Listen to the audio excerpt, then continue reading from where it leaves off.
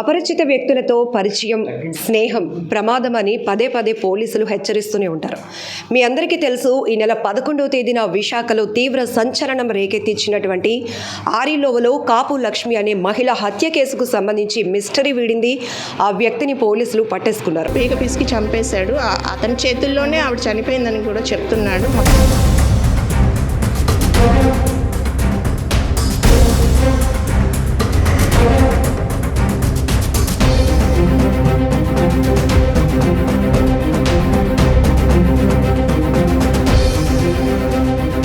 అయితే ఈ కేసును ఛేదించడానికి 10 బృందాలు నిర్విరామంగా కొనసాగిస్తూ దర్యాప్తును ముమ్మరంగా తీసుకెళ్లి ఆఖరికి నిందితుడిని పట్టుకున్నారు. అయితే ఇక్కడ ప్రధానంగా ఈ కేసులో చూస్తే గనుక ఆమెతో 15 ఏళ్లుగా పరిచయం ఉన్నటువంటి వ్యక్తే ఈ డబ్బు బంగారం కోసం ఆమెను హత్య చేసినటువంటి వైనం తీవ్ర సంచలనంగా మారుతోంది. ఈ కేసుకు సంబంధించి డీటెయిల్గా తెలుసుకుందాం. మనతో పాటు DCP crimes Latha Madhuri madam ఉన్నారు. మేడం, పదే చెప్తూ ఉన్నారు, ఒకవైపు సీసీ కెమెరాలు పెట్టుకోండి, అలానే అపరిచిత వ్యక్తులతో స్నేహాలు మానండి అని. ఈ రెండు కలిపిన కేసే ఇది. ఏం చెప్తారు మేడం, అసలు ఏం జరిగింది? ఈ కేసు, ఈ హత్య, తదుపరి ఆమె దగ్గర ఉన్న బంగారం క్యాష్తో పరారవడం, ఇదంతా కూడా ఇందులో ఈ కేసులోనైతే అపరిచిత వ్యక్తి కాదండి. ముద్దాయి కన్ఫెషన్ ద్వారా మనకు తెలుస్తుంది. మృతురాలు దాదాపు 15 ఏళ్ళుగా తనకి పరిచయం ఉంది. అయితే ఆ మనిషి ఎటువంటి వాడు అని గ్రహించి అటువంటి వ్యక్తిని ఒంటరిగా ఉన్నప్పుడు కానీ అసలు పరిచయాలే ఇంకా కొనసాగించకూడదు. అది అయినా సరే ఆమె అమాయకంగా అతన్ని నమ్మి రానిచ్చింది. దాన్ని అతను డబ్బు కోసం ఆమెను హత్య కూడా చేశాడు. ఆ మొత్తం నగలతో పరారయ్యాడు. ఇవి కొంచెం పబ్లిక్ జాగ్రత్తలు తీసుకోవాలి. ఎటువంటి వారిని మనం ఎలా చేస్తున్నాం, ఇంట్లోకి ఎవరితోటి పరిచయాలు కొనసాగిస్తున్నాం అనేవి కొంచెం జాగ్రత్తగా చూసుకోవాలి. చిన్నపిల్లలైనా పెద్దవారైనా అందరికీ ఇది వర్తిస్తుంది. అది కేర్ తీసుకోవాలి. మొదటైనా వీళ్ళ పరిచయం ఎలా మేడం, అసలు బంధువా లేకపోతే ఎట్లా? మనకంతా కూడా ముద్దాయి కన్ఫెషన్లో తెలిసిందేనండి. ఒక wrong call, missed call or wrong call తోటి వాళ్ళ పరిచయం మొదలైంది. ఆ తర్వాత ఇన్స్టాగ్రామ్లో తిన అకౌంట్ తను ఫాలో అవడం, తన వీడియోస్, రీల్స్ అవి ఈమె ఫాలో అవడము, ఇట్లా కొనసాగింది. మధ్యలో ఆమెను డబ్బులు అడగడము, కొంత డబ్బులు సహాయం చేయడం, ఇట్లా కూడా జరిగింది. మృతురాలు లక్ష్మి గారు ఏం చేస్తుంటారు? ఆమె వయసు ఎంత? శివ వయసు ఎంత? శివ ఏం చేస్తుంటారు? మృతురాలు వయసు 48-49 దగ్గర ఉంటుందండి. ఈ నిందితుడు అయితే మాత్రం 34 ఇయర్స్, శివ గంగరాజు. ఇతను బొబ్బిలివాడు. వీళ్ళు దుర్గానగర్ ఆరిలోవలో ఉంటారు మృతురాలు వాళ్ళు. ఈ నిందితుడు బొబ్బిల్లో సెల్ షాప్ ఓనర్.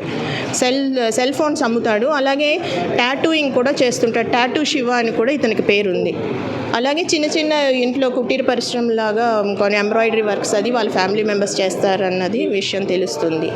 నేను చేసిన హత్యకి కానీ, నేను చేసిన అప్పులకి కానీ నా భార్యకి పిల్లలకి సంబంధం లేదు అని ఒక సెల్ఫీ వీడియో కూడా శివ రివీల్ చేస్తున్నాడు సోషల్ మీడియా వేదికగా. ఏంటి మేడం అంత హత్య చేయాల్సినటువంటి పరిస్థితులు వచ్చాయంటే ఇంత అప్పులకి కారణం ఏం చేశాడు? అసలు క్రికెట్ బెట్టింగేనండి. అతను అలవాటు పడ్డాడు. దాదాపు ₹1 కోటి పోగొట్టుకున్నాడు. అందులో అప్పులు చేసి కొంత బెట్టింగ్ చేశాడు. అదే 25 లక్షల అప్పు కూడా ఉంది. అవన్నిటి కోసము డబ్బులు అవసరమైనాయి. ఈమెతో పరిచయం ఉంది, తీసుకోవచ్చని పక్క ప్లాన్ తోటే రావడం జరిగింది.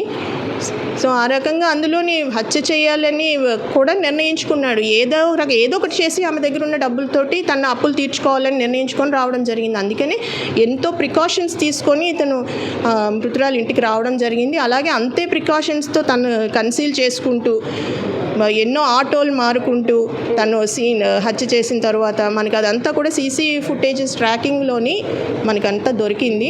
ఆ తర్వాత రైల్వే స్టేషన్ వరకు వెళ్ళి తను వేసుకున్న బట్టలు కూడా మార్చేసి, అంటే పోలీసులు గుర్తుపట్టలేకుండా ఎవరు గుర్తుపట్టలేకుండా ఉండడం కోసం పైన వేసుకున్న జర్కిన్ ఇవన్నీ కూడా మార్చేసి క్యాప్ తీసేసి వేరే వ్యక్తిలాగా కూడా తిరగడానికి అన్ని ప్రయత్నాలు చేశాడు. తర్వాత ఇంకా పోలీసు అంటే మీడియాలో నాట్లో కొంత వచ్చింది ఇన్ఫర్మేషన్ రావడంతో వారణాసి పారిపోయాడు. అక్కడి నుంచి ఢిల్లీ నుంచి మరలా రాయగఢ్, ఒరిస్సా, అక్కడి నుంచి చెన్నై వెళ్ళిపోదామన్న ప్లాన్ తోటి ఉండగా మనకి వైజాగ్లో దొరికాడు. పట్టపగలు పూర్తిగా రోడ్డుకి ఇరువైపులా ఇల్లులు ఉన్నాయి, వాళ్ళ ఇంటి దగ్గర సీసీ కెమెరాస్ కూడా ఉన్నాయి. అయినా కూడా ఒక మహిళని డబ్బు బంగారం కోసం హత్య జరగడం అనేది ఇది విశాఖలో జరిగిన కేసు అయినా కూడా ఇప్పుడు రాష్ట్ర వ్యాప్తంగా తీవ్ర సంచలనంగా మారినటువంటి కేసు. ఈ కేసు ఛేదించడంలో ఎవిడెన్స్, టెక్నికల్ ఎవిడెన్స్ కానీ సీసీటీవీ ఆధారం ఎట్లా ఉపయోగపడింది? చాలా ఉపయోగపడిందండి. Main stay CC camera footages మనకి ఇక్కడ నుంచి ఢిల్లీ వరకు తీసుకెళ్ళింది, మళ్ళీ నిందితుడి వరకు తీసుకొచ్చింది మెయిన్ సీసీ కెమెరా ఫుటేజ్. అలాగే ఇంకా మీకు తెలుసు కదా, అదర్ సైంటిఫిక్ ఎవిడెన్స్ కూడాను ట్రాకింగ్ ఇవన్నీ చేయడం జరిగింది. సైంటిఫిక్గానే అతను లొకేషన్ పట్టుకొని అప్రహెండ్ చేయడం జరిగింది. ఈరోజు రిమాండ్ కూడా పంపిస్తున్నాం. 11వ తేదీన ఎన్ని గంటలకు లక్ష్మి ఇంటికి ఈ వ్యక్తి వెళ్ళాడు, ఎన్ని గంటల తర్వాత మళ్ళీ బయటకు వచ్చాడు, ఇద్దరి మధ్య ఏమైనా ఘర్షణ జరిగిందా మేడం? ఏ వస్తువుల్ని తీసుకువెళ్ళడం జరిగింది? 11వ తారీఖున మార్నింగ్ 10-12 ఆ ప్రాంతంలో మనకి సీసీ ఫుటేజ్ టైం స్టాంప్ బట్టి తెలుస్తుంది. అతను వచ్చి దాదాపు 2 hours వరకు ఉండి వెళ్ళిపోయినట్లు అది కూడా ఫుటేజ్ ఆధారంగా మనకు తెలుస్తుంది. డబ్బులు అడగడము, ఆవిడ మరి వ్యతిరేకించడం ఏదో జరిగింది.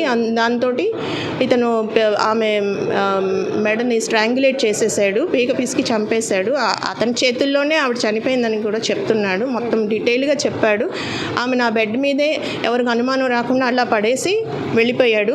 సాయంత్రం వాళ్ళ హస్బెండ్ తన డ్యూటీ నుంచి వచ్చే వరకు కూడా తెలియలేదు. సాయంత్రం 5:15 ఆ టైం వరకు ఎవరికి తెలియదు. ఆవిడ ఒక్కరితే ఉంటుంది ఇంట్లో, పిల్లలు కానీ ఎవరు లేరు, అందరూ పెద్దవాళ్ళు వేరే చోట ఉంటున్నారు. సో మనకి ఆ హత్య జరిగిందనే విషయం కూడా సాయంత్రానికి తెలిసింది. అప్పటి నుంచి నిరంతరాయంగా 10 teams వరకు పనిచేసి డిటెక్ట్ చేయడం జరిగింది. ఈరోజు సక్సెస్ఫుల్గా నేరస్తుని పట్టుకొని రిమాండ్కి తరలిస్తున్నాం. ఫైనల్లీ పబ్లిక్కి మీరు ఇచ్చే మెసేజ్, ప్రతిసారి మేము చెప్పిస్తూనే ఉంటాం, మీరు చెప్తూనే ఉంటారు, ఇటు సీసీ కెమెరాల ఇంపార్టెన్స్ గురించి కానీ, ఇంట్లో ఇంత విలువైన వస్తువులు బంగారం అది ఉండటం వల్ల కూడా ఆఖరికి ప్రాణాలు పోతుంది. అవునండి, ఇంత క్యాష్ కానీ ఒంటి మీద ఎప్పుడు ఇంత ఒంటరిగా ఉంటున్నప్పుడు పర్టికులర్గా ఇంత క్యాష్, గోల్డ్ ఇవన్నీ కూడా ఇంట్లో పెట్టుకోవడము అడ్వైజబుల్ కాదు. బ్యాంక్ లాకర్లోనే పెట్టుకోవాలి. అలాగే ఒంటరిగా ఉంటున్నప్పుడు కొంచెం జాగ్రత్తలు తీసుకోవాలి. ఎవరిని ఇంట్లోకి రానిస్తున్నాము అనేది కొంచెం చూసుకొని మనం ప్రతి వాళ్ళు కూడా కేర్ తీసుకోవాలి, పిల్లలైనా పెద్దవాళ్ళైనా.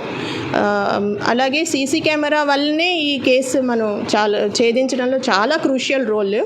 సో సీసీ కెమెరాలు ప్రతి వాళ్ళు ఇంటి దగ్గర పెట్టుకోవాలి. అన్ని కాలనీస్లో కూడా మోర్ సీసీ కెమెరాస్ ఉంటే నేరాలు కూడా కంట్రోల్ అవుతాయి చాలా వరకు. ఒకవేళ జరిగినా కూడా డిటెక్షన్ ఈజీ అవుతుంది. Finally tattoo Shiva financial background ఏంటి?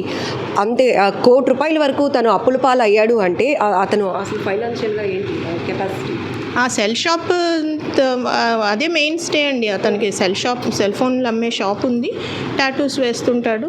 చిన్న పిండి మర లాంటిది ఒకటి ఉంది, వాళ్ళ ఫ్యామిలీ మెంబర్స్ రన్ చేస్తుంటారన్నారు. పెద్ద స్తోమత ఉన్న కుటుంబం అయితే ఏం కాదు. అయినా సరే ఇప్పుడు ఈ బెట్టింగ్ ఇవన్నీ ఈజీ మనీ ఫస్ట్ ఇనీషియల్గా డబ్బులు వస్తున్నట్లు అనిపిస్తాయి కదా, ఆ ఆశతోటి, ఆ దురాశతో ఇంకా ఇన్వెస్ట్ చేద్దామని, ఇంకా పెడితే ఇంకా ఎక్కువ వస్తుందని ఆ దురాశతోటి ఎక్కువ డబ్బులు పోగొట్టుకున్నాడు. ఆ అప్పులు తీర్చడానికి మరలా ఇలా నేరాన్ని చేశాడు.